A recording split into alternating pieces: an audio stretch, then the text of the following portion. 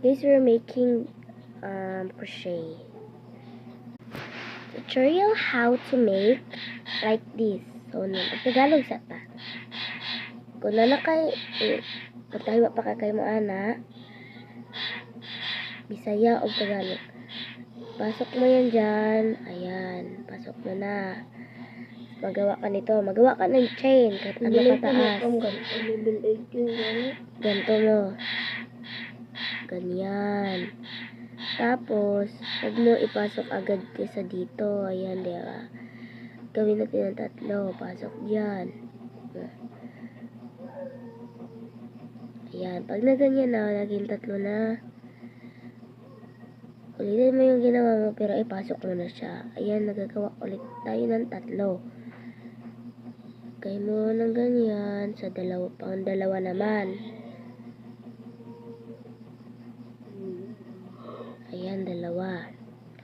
Tapos, sa 2 naman, hanggang sa maging 1. At tutuloy, ipagpatuloy mo lang yan. Bisay, pwede natin ibalog. Sige, magsabot mo, magsabot mo. Ibalog ka. Bisay, yung bingon.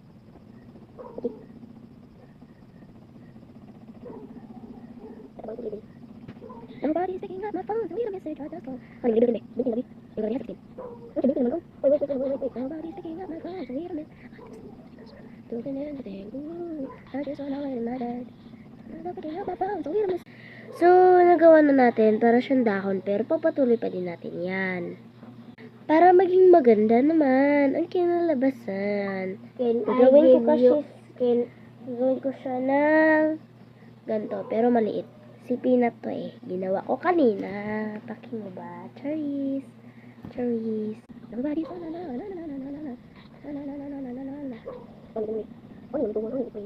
So guys, pwede naman kayong gumamit ng iba't ibang kulay.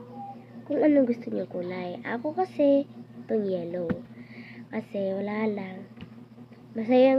Masasayang lang din kasi yung mga yarns ko pag ginamit ko sa walang yung mga magagandang yarn. Pag sinayang ko siya para lang sa ganito, mahal yan din. Mahal yan. Nobody's picking up my phone, so leave a message, I just say yes or I'm not doing anything. Nobody's up and nobody's up and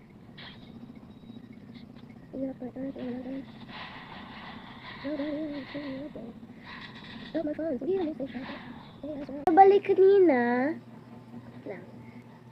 Mga ito, di ba magagandang yarn? So, ang ginamit ko sa project ko, ayun. Ito po yung naging resulta niya. Ganda na.